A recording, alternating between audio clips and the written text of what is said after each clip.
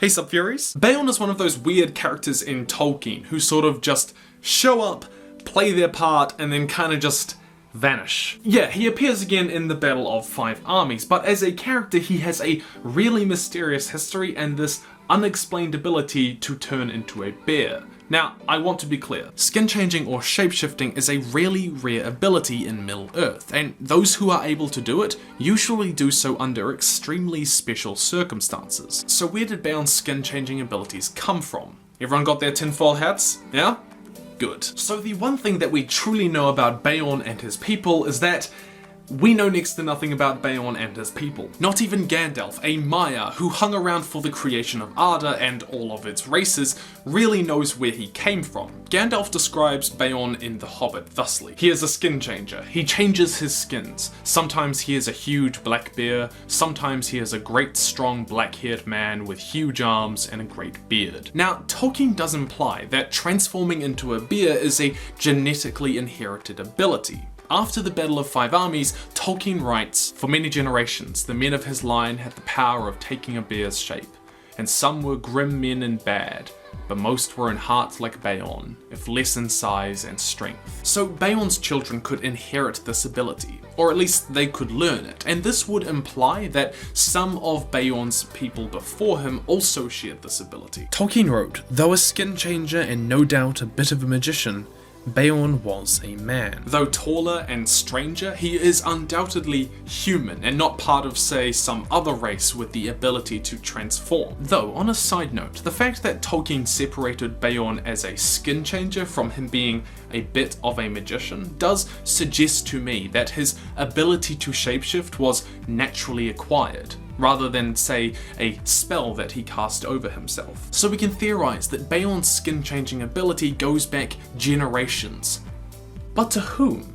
Damn right I say whom, don't judge me. So as I mentioned before, skin changing is a really rare ability, but looking at the other examples of skin changing throughout Middle-earth history may give us a clue on where and how this came about. The most obvious example of shapeshifting is with the Valar, the higher angels of Middle-earth. Tolkien writes in the Silmarillion, "Their shape comes of the knowledge of the visible world, rather than of the world itself, and they need it not, save only as we use a raiment. But when they desire to clothe themselves, the Valar take upon their forms, some as male, and some as female." Now I know it sounded like it made no sense whatsoever, but essentially Tolkien is saying that they could take on whatever shape that they chose to. So the higher ranking angels, the Valar, could shapeshift, but so could the lower ranking angels, the Maiar, like Sauron. Then Sauron shifted shape from wolf to serpent, from monster to his own accustomed form, but he could not elude the grip of Huan without forsaking his body entirely. Side note, it sounds like Sauron is wrestling with a Mexican. It's also implied specifically that the Astari, like Gandalf, can take on whichever form they needed as well.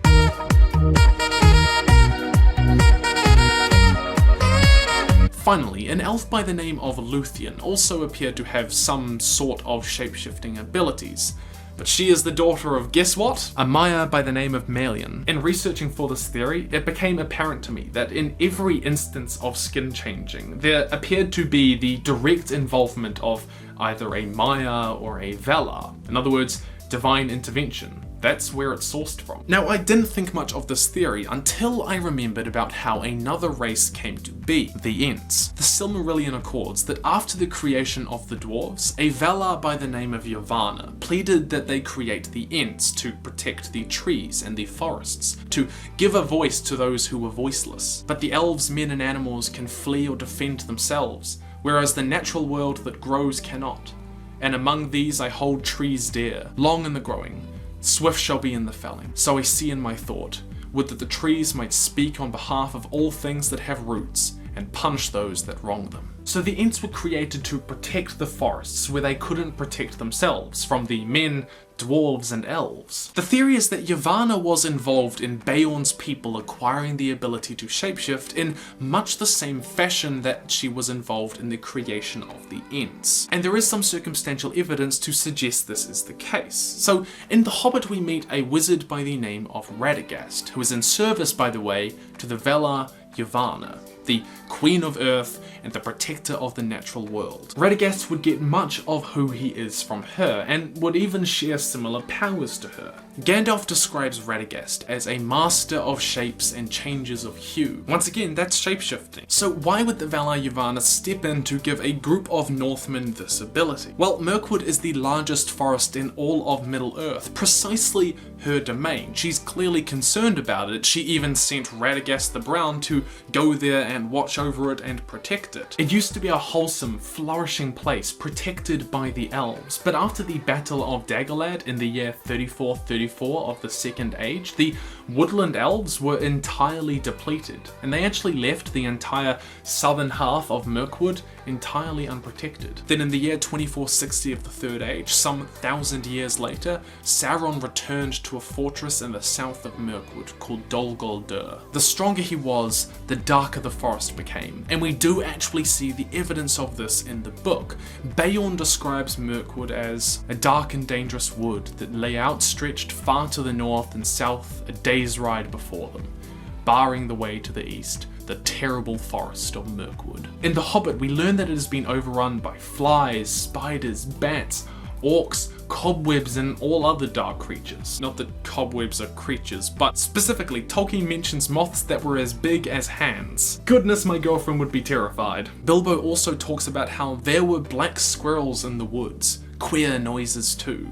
When they roasted it, it proved horrible to taste. The creatures and animals of Mirkwood were being fouled and twisted and corrupted by Sauron's presence in Dol Guldur, and Yavanna's vassal, Radagast, couldn't do enough to stop it. As she originally created the Ents to protect the trees, what about the animals? There were no Ents in Mirkwood by this time, and they certainly weren't equipped to protect animals. So what did Yavanna do? She got Mishka to protect the animals, didn't she?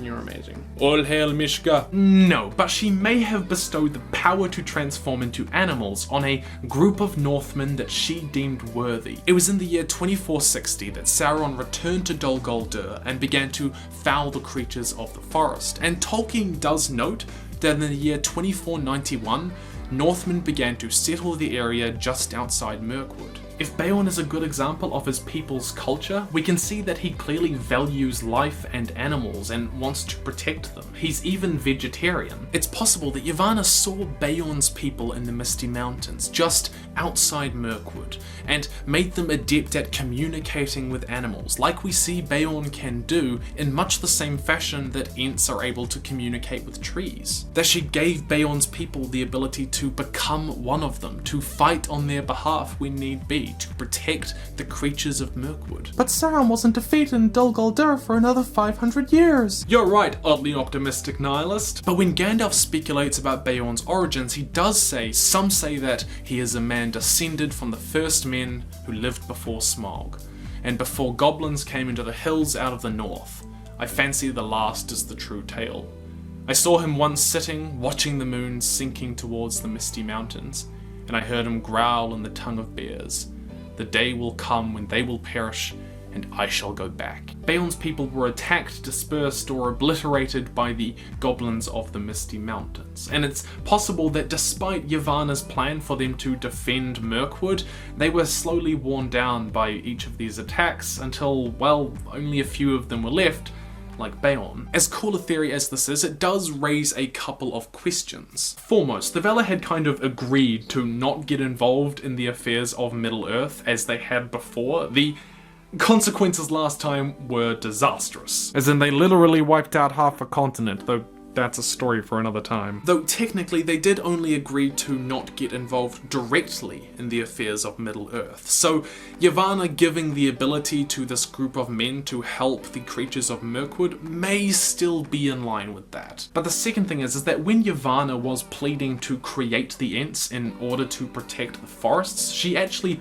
already considered animals. She thought, well, they can flee and run away, so they didn't need protection. That meaning it might be a little odd that she gave Beorn's people this new ability to protect animals when she didn't really think that they needed it. I don't know, Beorn is one of those fabulous mysteries of Tolkien that we may never solve or know the answer to. But if you have any ideas of your own, please leave them down in the comments. I would love to hear what you have to say. My question for you today, Subfuries, is if you had the ability to shapeshift into any animal, which one would you choose? In the meantime, I'd love for you to come follow me on Twitter, Wattpad, Facebook, support me on Patreon, send me stuff that you've made at the address or links in the description below. Stay nerdy, Subfuries, and I'll see you in the future.